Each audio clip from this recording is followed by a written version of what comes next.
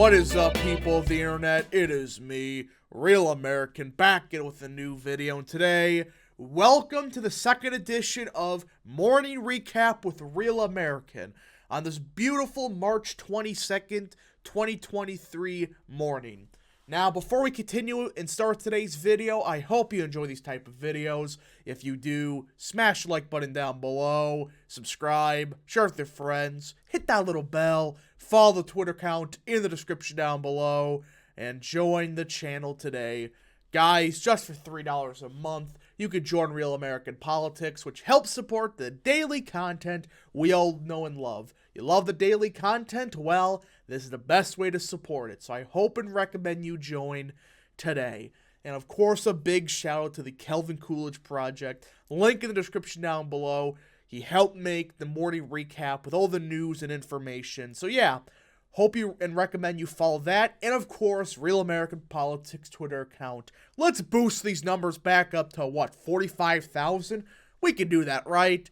Alright, hope you enjoy the morning recap. So the first big news of yesterday actually came from the entertainment/film front. It comes actually right from Marvel Studios. Yes, we're talking about Marvel here, but Marvel Studios veteran producer Victoria Alonso has just, quote-unquote, left the company after, like, 15 years on being a producer for Marvel. And she was there since Iron Man. That's how long she was there for. I mean, I think she's been the right-hand woman of Kevin Feige this entire time, but point is, she's left. And people are rejoicing in the streets knowing the person that caused the VFX in Marvel and the woke identity crap we've seen the past 5 years, well, she's gone.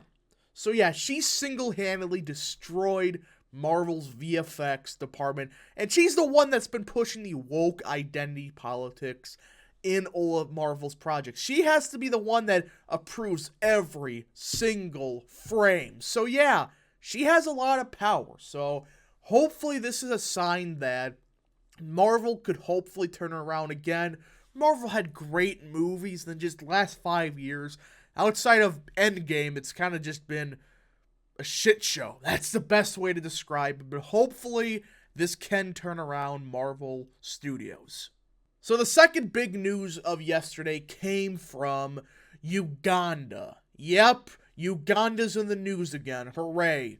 But they just passed an anti-homosexual bill that, TLDR, gives you life in prison for saying you're gay. Now, you know me, I personally believe in traditional marriage and all that stuff, but I think this may be a bit excessive to throw people in jail for just saying you're gay. It's like, I don't think that's a good thing, but Uganda did pass this bill.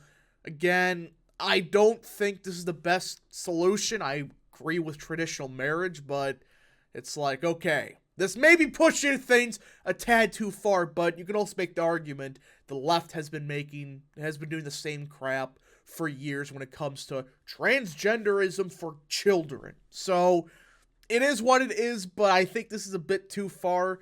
We just gotta see what happens on that front. Well, people are gonna say, here we go again.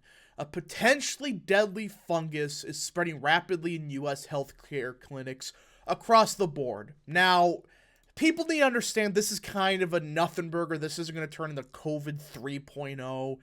It is a fungus that it is rising in hospitals and all of that, but it doesn't seem like it's spreading outside of it.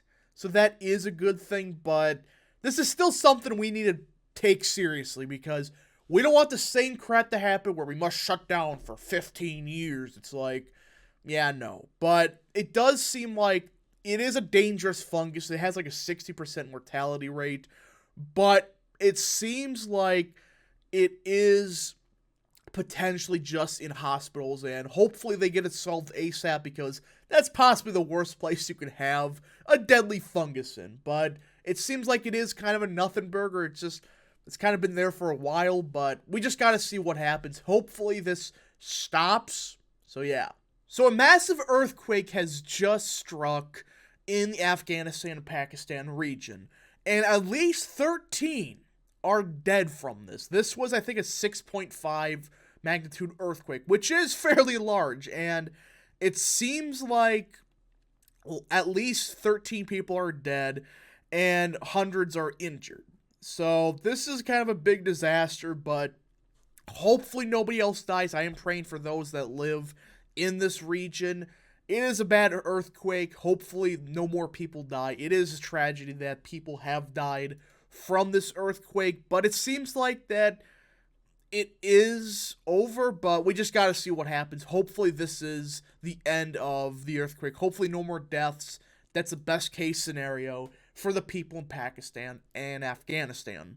So we got some news out of the NASCAR front. Yes, we're talking about NASCAR, something that I haven't really paid attention to the last 4 or 5 years. I watched some of the races like Daytona, but outside of that, it's really just been going into irrelevancy. Well, it was in the news last weekend because this Giga Chad driver in Josh Williams parked his car at the start-finish line because he was told to, like, stop, I guess, but then he was like, screw it. I'm just going to stop and park right at the finish line.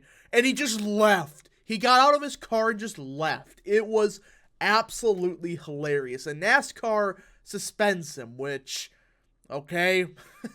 I mean, it was just absolutely hilarious watching. Again, I recommend you guys watch the footage. He just stops. He just stops in the middle of the finish line and just leaves. It was a Giga Chad move. Now, this could have been stupid because we know what happened with the Tony Stewart stuff where the guy got out of the car and Stewart hit the guy. But either way, luckily nobody died from this. This was just Williams giving the middle finger to NASCAR. It was hilarious to watch. So we've been talking a lot about the jobs market the past couple of days, as many major tech companies have been laying off thousands upon tens of thousands of employees. Well, another big company, Disney, has just cut 4,000 jobs in a couple days. So this is another major company that's indicating we are going to get hit with a recession. You don't see companies like Disney and Amazon firing tens of thousands of employees if a recession wasn't coming. So Disney's another major company that's firing a lot of employees. Again, I pray the employees can get their jobs, hopefully a better paying job, but it is what it is. It is the economy, I guess, but it is terrible for the families to have to deal with unemployment. So the last news comes from St. Francis of Brooklyn, who just announced they have eliminated the entire athletics program in its college. Now, look, as somebody that wants to watch college sports, I feel bad for the players of all the teams. You know, basketball, I think they had a couple basketball teams, football, whatever. Point is, I hate when colleges decide to shutter all their athletic programs because people want to play sports when they're in school. It's like, this is kind of a dumb move, and I understand the financial reasons of it, but you could still be profitable if you have an athletic program if you're smart. You just don't launder the money away. But it does suck for the players. I mean, I want every college to have some kind of sports for people that play sports when they're college for. It's like, I want every kid if they have the or college student to have the potential to be in an athletic program. It sucks for them. It sucks for the coaches. But St. Francis has officially shuttered doors on the program. Anyways, folks, thank you so much for watching today's morning recap. If you did enjoy this video, smash the like button down below, subscribe, share with your friends, hit that little bell, follow the Twitter account in the description down below, and join the channel today. Thank you so much. Godspeed to all of you.